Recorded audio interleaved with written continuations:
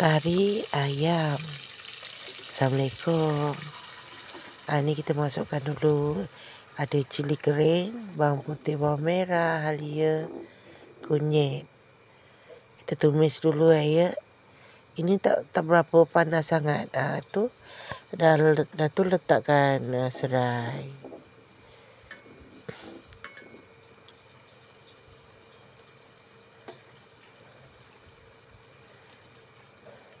Ini masa ni pagi sangat. Lepas tu masukkan serbuk kari 1 paket, ayam 1 ekor. Seronok anak tu tengok mak masak kari, sebab dia tak pernah rasa.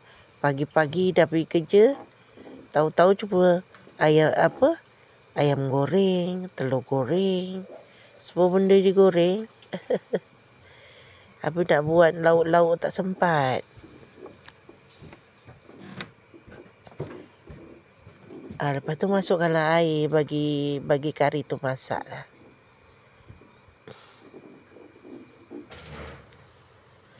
Dah sudah tu masukkanlah ayam. Agak pekat ya.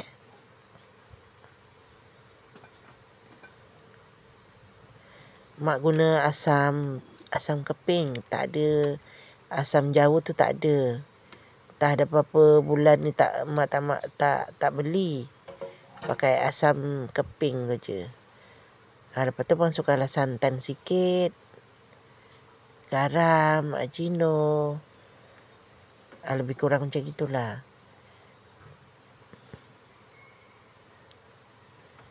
Dia dah agak masak tu, masukkanlah tomato. Dari bagi santan ni kan. Santan pun sikit juga, tak banyak lah, sebab dia punya tu pun dah pekat.